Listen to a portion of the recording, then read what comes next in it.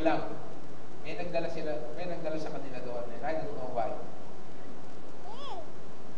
He obeyed God even though he didn't know where he was going. That's the first test of Abraham. Okay? So there's three biggest tests. Number two, biggest test. One of the biggest tests. He obeyed the challenge of God. He obeyed the challenge of God. Okay. 11 to 12. Ang sabi rito. By faith. Pakisabi nga po ulit. By faith. Para mahina ng faith nyo. Malakas pa ba faith nyo? By faith. Okay. Abraham, even though he was past age, and Sarah herself was barren, was enabled to become a father because he considered him faithful who made the promise. He considered God as a faithful God. Paano makanganak si Sarah? Hindi niya alam. Mayroong problema. Sabi ni Charles Stanley, grandfather po ni Charles Stanley, if God says run, your head through a brick wall, you take off running, and God will put a hole there when you need it.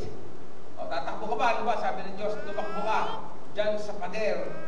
Una ulo. Sapagkat maniniwala ka na maglalagay ang Diyos ng butas dyan para makalabas ka kung kinakailangan mo. Tatakbo ka? That's how Charles Stanley's grandfather looked at the challenge of God. A, looking forward for impossible things. Kapag tinawag ka ng Diyos, kapag challenge ka ng Diyos, ang challenge sa'yo, sigurado, imposible. Imposibleng mga bagay. Imposibleng mangyari. Ako, isang drug addict, magbabago? Hindi pwede yan. Sabi ng nanay ko sa akin, hindi ka na magbabago. Wala ka ng pag-asa sa buhay mo. Iyak po ako nung iyak kasi talaga pong inano na ako nung nanay ko, itinakwil na ako, isinumpa na ako. Lahat na ginawa kasi hindi po ako magbago. But there is a God who can change my life for the better. Diba? Looking for impossible things. Tinawag ka ng Diyos, yung imposible, magiging posible. Nothing is too hard for God. Tama? Meron ba kayong kahilingan sa Panginoon? You look for impossible things. Pag kayo humiling sa Panginoon, imposible. Pag kayo hihiling ng mga bagay na hindi imposible. Halimbawa, ano bang magandang halimbawa doon? Pagka kayo humihiling ng imposible. Ibig sabihin ganito.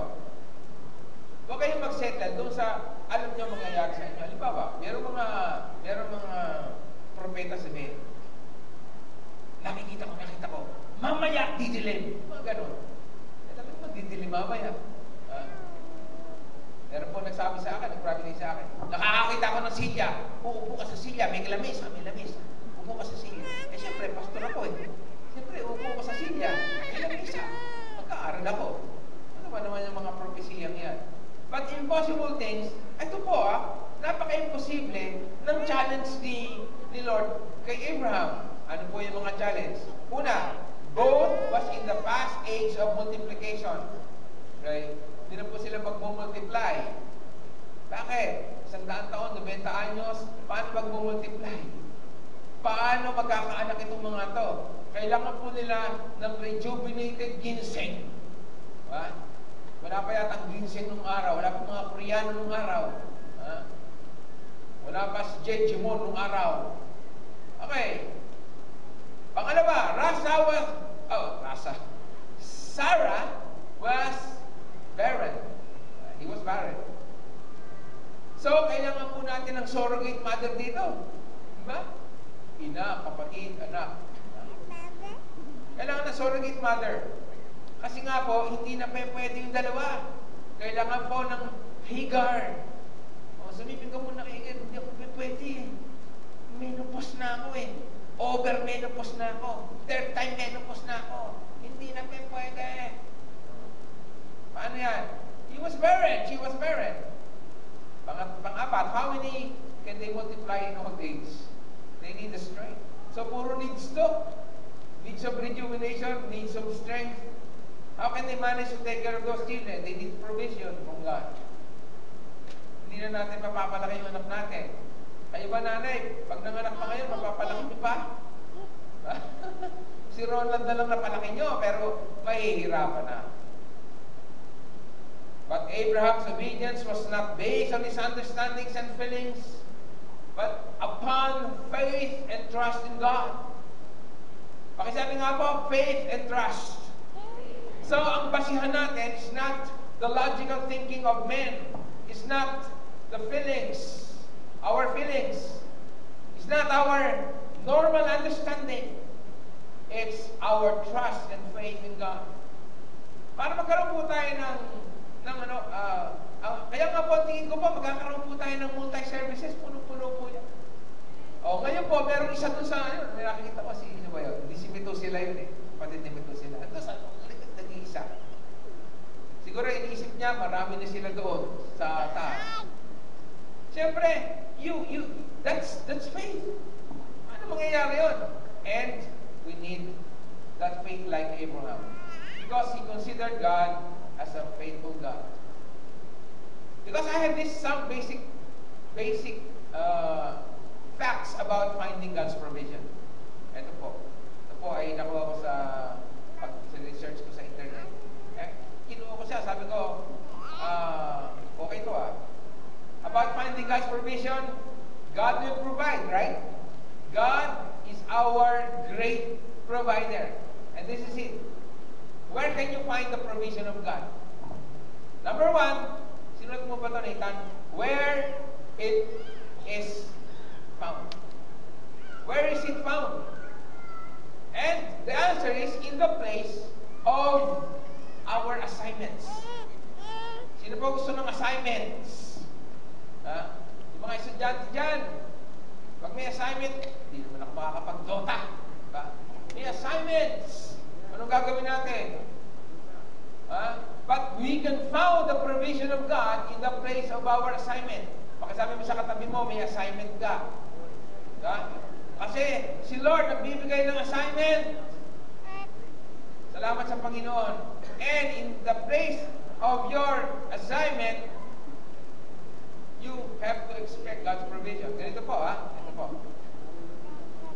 Where we have no right to expect the provision of God if we are not in the place of His will. And expect mo, pagpapalain ka ng Diyos, hindi mo naman tinutugon yung will ng Panginoon. Hindi mo naman ginagawa. And you expect God will bless you? No. This is what happened to Abraham. Sabi niya, I will bless you. I will make you the father of many nations. I will bless your children.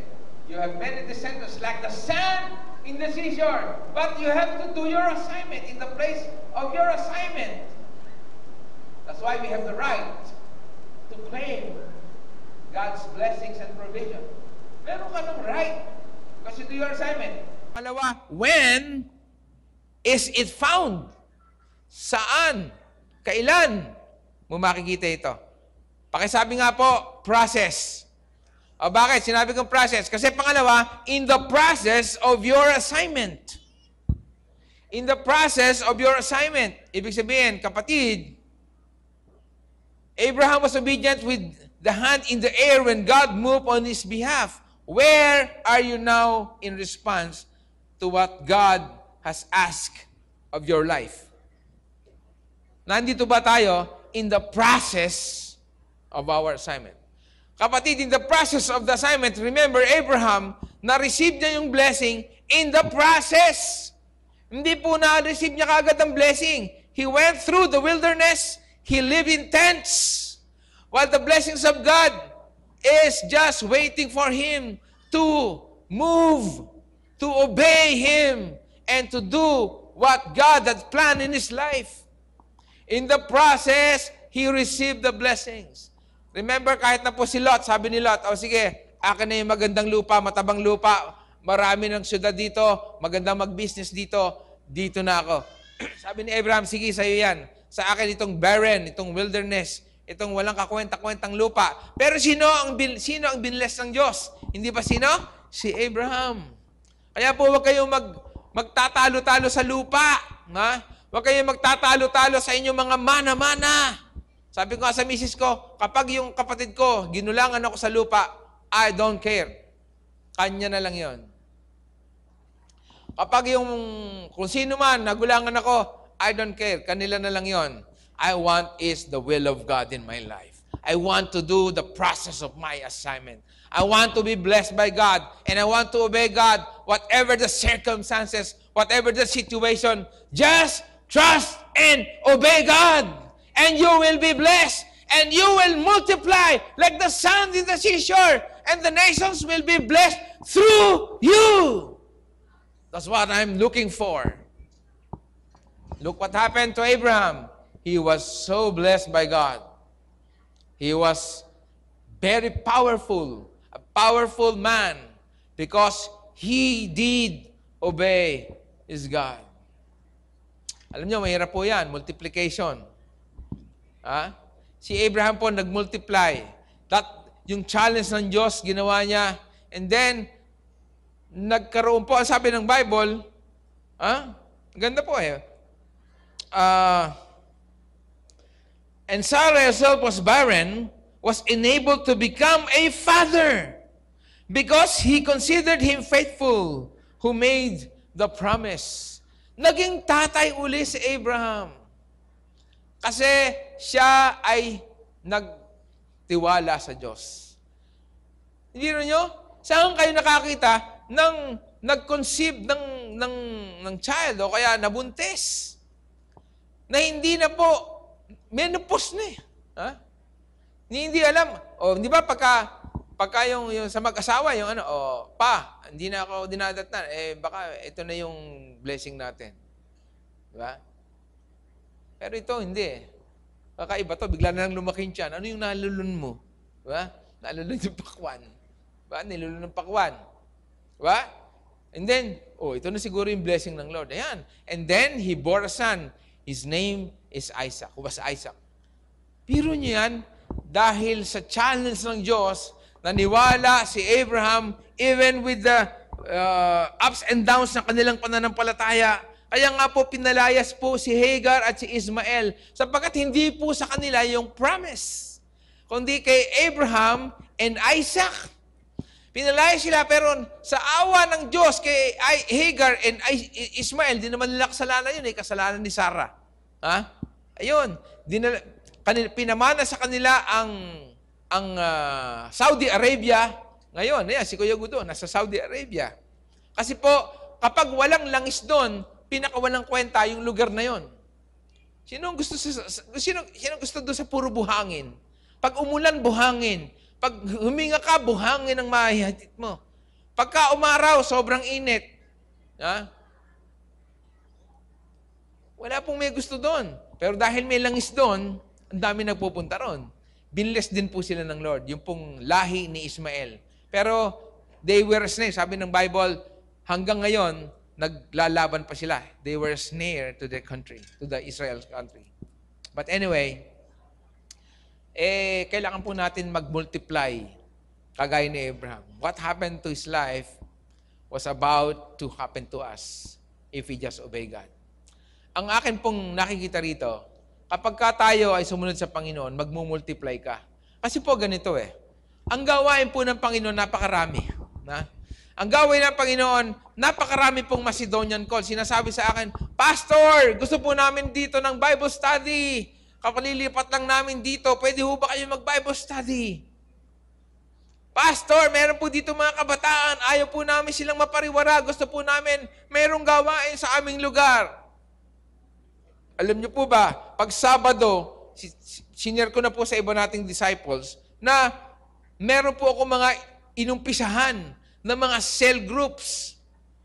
Sapagkat they need to be in the presence of God. They need to change their life. Alam nyo, ganito nagpunta na po sa church yan, mga kabataan. Sino po sa kabataan dito, magsasabi na siya ay ligtas na? Taas nyo po kamay nyo, kabataan. Hindi kasama si Gudo, tsaka ako, tsaka si Kuya Willie. Diba? Naniniwala ba kayo na ligtas na kayo? Pero bakit? Hindi lamang po dito, meron po tayong validation. May mga pupunta sa church, ang liit-liit lamang po ng MCM doon po sa kabila, leaflet, pero hindi pa po ligtas na andun. Nung nagpunta po sa